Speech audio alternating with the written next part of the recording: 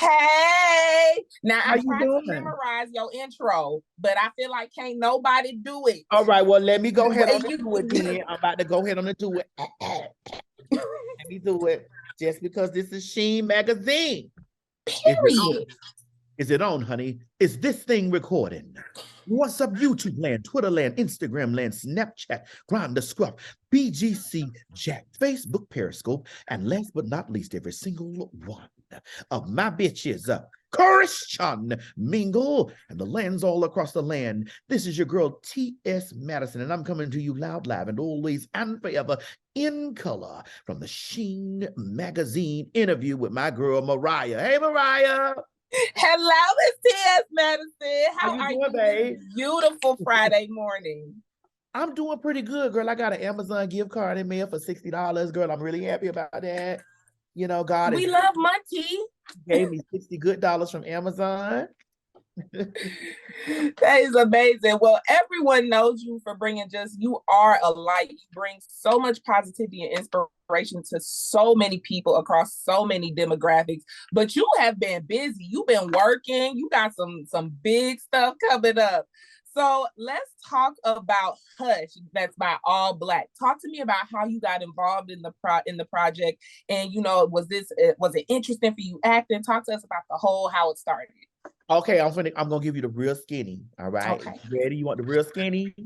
Yeah, dog. So you know the T.S. Madison experience is on AMC. AMC owns the T.S. Madison experience, and AMC owns, We TV. Yes. So We TV, I contacted Brett because I was doing Social Society. Social Society is another show they have on All Black, and I guest host Social Society. And Brett, who is the president over at AMC All Black part, he was there. He came out, and so he said, "Master, you are so funny. Like, you are so funny to me. I enjoy watching you or whatever." And so he said, I got some projects that I want you to be involved in. I'll hit you. I'll let you know. We'll talk about the T.S. Madison experience. You know, the people love your show over there on the streaming service and da da da da. So anyway, we were emailing back and forth, and he texted me. I'm gonna read the text to my because I gotta make sure because I would say some crazy stuff in the text. Like I gotta make sure I say it right. So hold on, I can tell you. So Yes, in the text he said, "Hey Maddie, I got this consensus.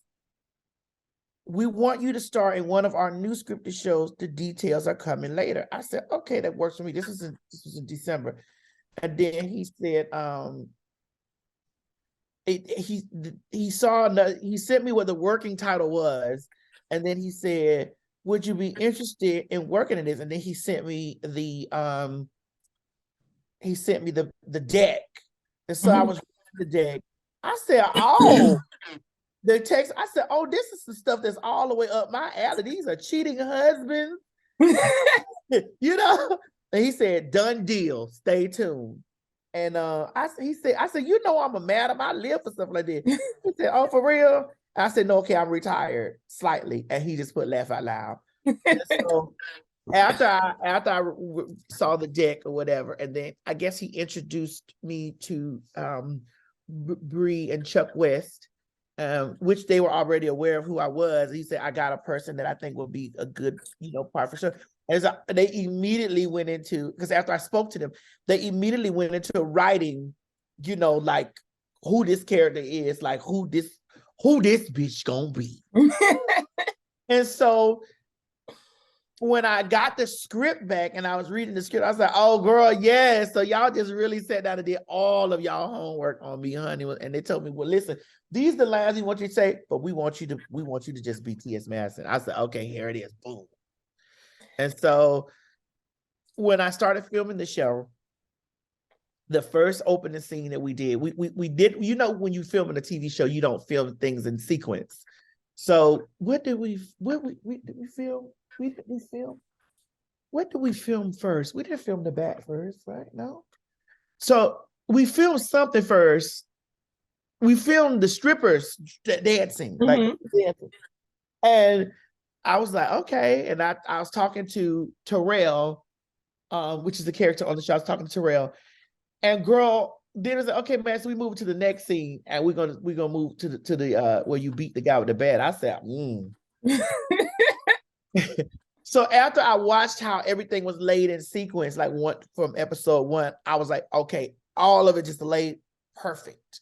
Like this perfectly laid, like this was a perfect introduction to who Mona D, what she is. She didn't even need any words, honey. We just saw her activated.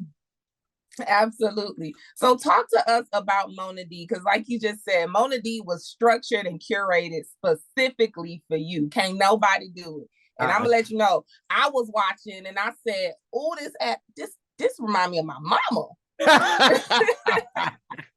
and she's just such a relatable character. So talk to us about Mona D and about breathing life into the character. Listen, Mona D, like you said, like when you watch, you said, which remind me of my mom. Mona D is definitely, she's just the mama that don't play. Mona D is that mama, that aunt, that grown lady that's gonna come out to that she gonna come out to that school, she gonna come out to that job, she gonna get some straightening, you know what I'm saying? She gonna run it. And when I was reading the script, I was just like, these are all the things I've always wanted to play. When I got an opportunity to be an actress, I want to play these types of roles. You know what I'm saying? I don't want to even stray into being anything else. These are the types of roles that I want to play, because being that I am trans, usually we're cast as prostitutes, or we're cast as drug addicts, or we're being murdered by some guy that didn't know, that we were trans, some storyline like that. And so this was completely different. And we didn't even talk about me being trans. Do we even know we're trans? It just wanted to be a representation of a Black woman who don't play. And that's usually our mamas. Our mamas are Black. Absolutely. And so it was so good for me to get that opportunity to do that, because I'm like, oh girl, I don't need to be honest with you. I don't need no script for that. Just point and tell me what needs to be, what I need to convey to the audience.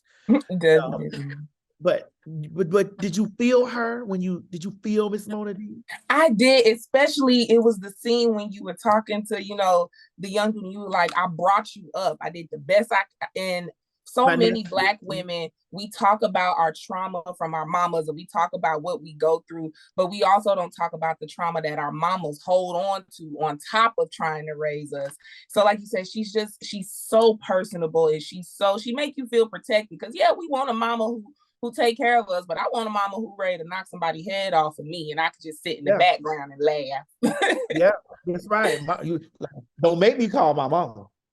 Oh, look, I know already. Look, I done did my homework. You don't play by Miss Mary. I know. I don't play by but I'm just saying, but it's she gives you that kind of person, like, don't make me call my, because when my mama come down here, it's gonna be trouble. And so I love that. I love that you absorb that from Mona D. That makes me feel really good that you watched that, and that's something that you absorb. So, thank you, Mariah. Thank you. Of course. Look, thank you. Look, I got a list of thank yous to give you, but we gonna stay on track, because they'll yell at me. So we're used to seeing you be your authentic self. We're used to seeing you be unapologetically you. What did you learn about yourself while filming this and while creating the character of Mona D? I did learn that authenticity is something that, as a human, that you need to walk in to really unlock truly who you are. Like you need to really be solid with yourself. You got to be solid with yourself. I've always felt that I was not the best actor, because I come from a world of social media, and I come from a world of just turning on my camera and not having any script. So I've always found it challenging for me when I get a script to have to become somebody else. You know what I'm saying? Like, I always find it very challenging because I'm not used to working in parameters. I'm used to, honey, is it on this thing?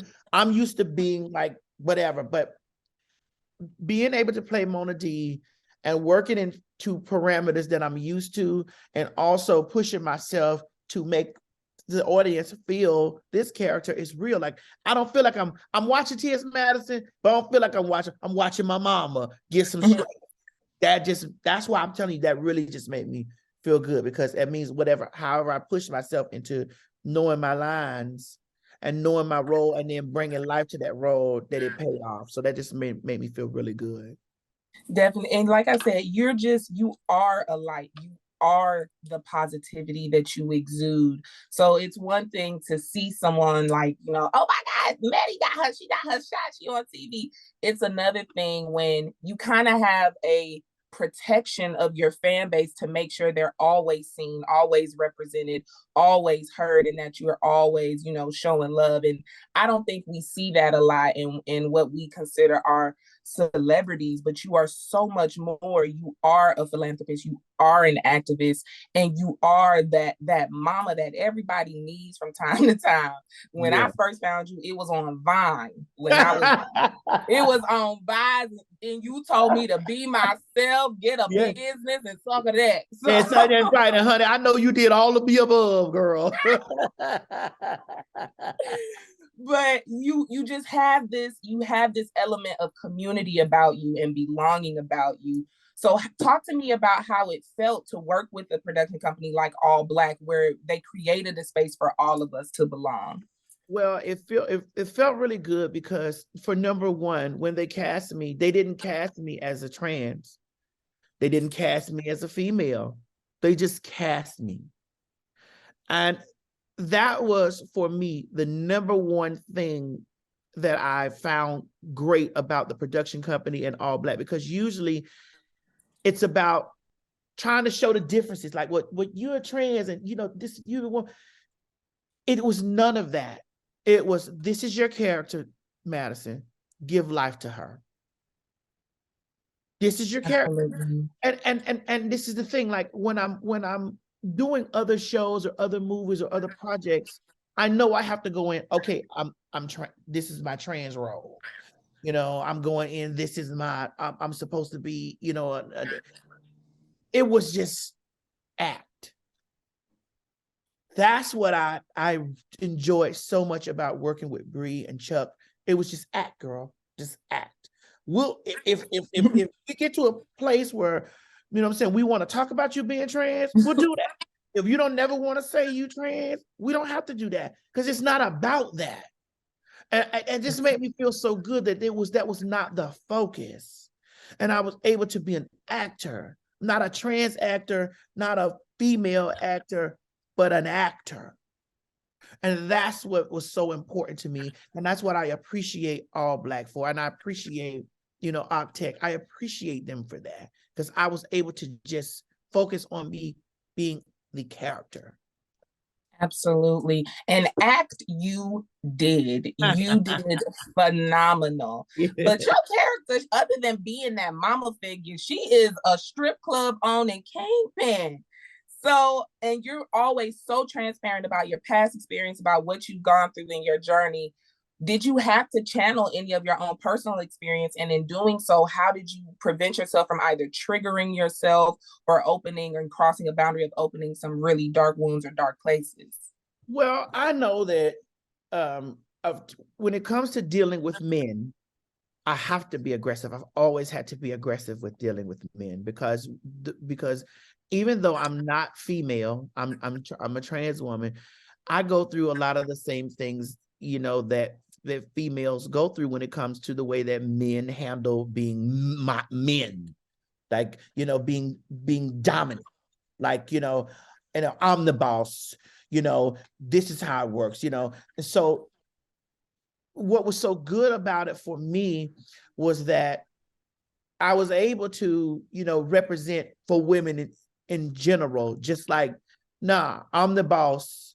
This is how this works. I'm also a protector. I'm also keeping the streets, in check. And I'm also respected all the way around by men and women, you know? And so that was so important for me to say, Madison, just channel that, because you've always been doing that. I remember me being in the business that I was in, of the business that I was in, and it was always dominated by cis het white men. And so because I was such a small fry in a small fish in a big pond, I had to stand tall. And Mona D most definitely was a direct representation of me being in a big pond up against big things and standing tall. And with me doing that, even in my own career, my own real life career, my own real life past, I'm respected. I'm respected. I blazed a trail, and I'm a beacon, and I also am a boss. And those people that I was standing against said we couldn't beat her, we might as well join her. And that's how that's going to work in Mona D's camp and T.S. Madison's camp. You ain't going to beat me, so you might as well join me.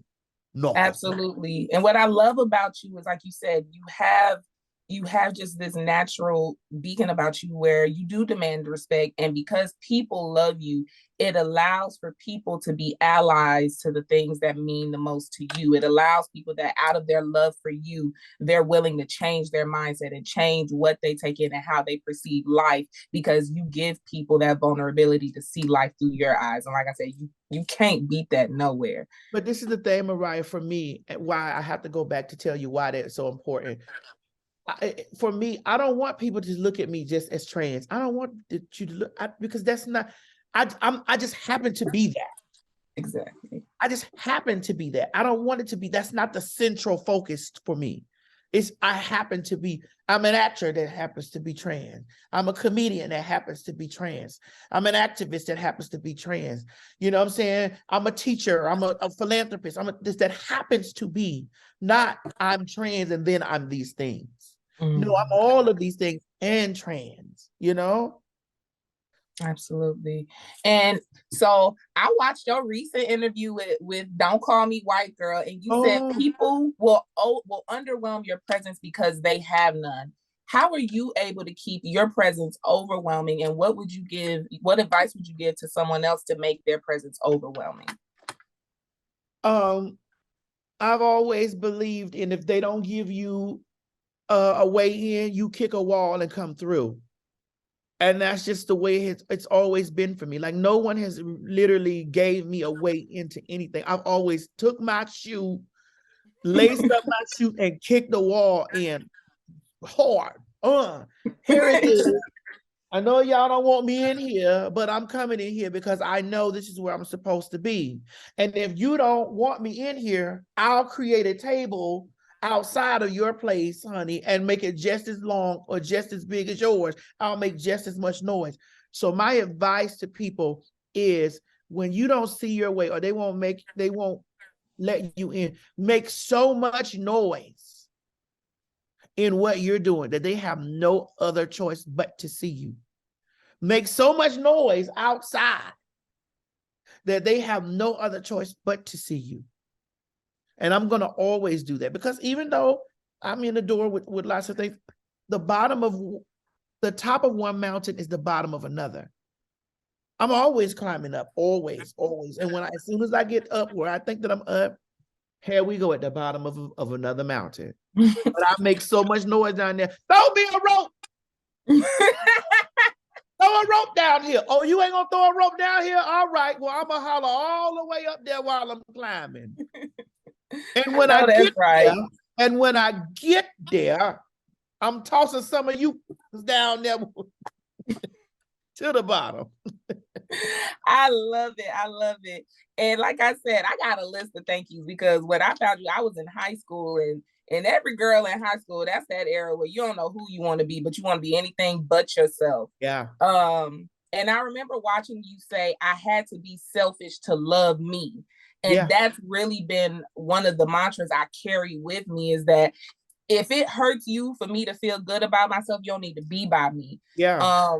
And like you said, you just, to so many people from across different demographics and different boards, you mean so much to us. You mean so much to the experience of growing and learning, and to be seen and to be heard, and to not really worry about, you know, are people gonna understand me? You really do teach people how to understand themselves and how to strut with it and how to remain fierce with Yeah, it. with it, It's because just, you have to love understand it. yourself first, Mariah. You got if anybody in this world you have to be real with, it's you first.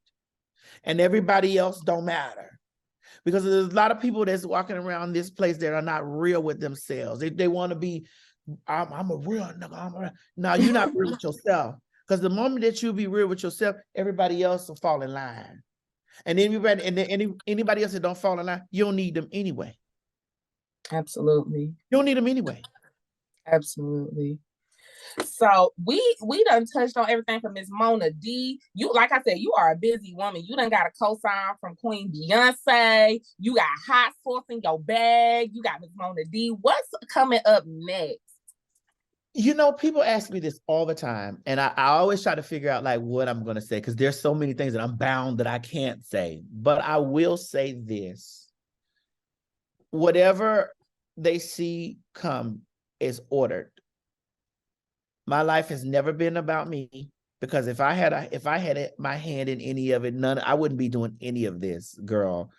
Because my past would have prevented me from doing the things that I'm doing now. So I say that my steps are ordered, and whatever the creator, the universe, God, Jesus, the Holy Ghost, whatever it is that has my steps ordered, that's what will be done.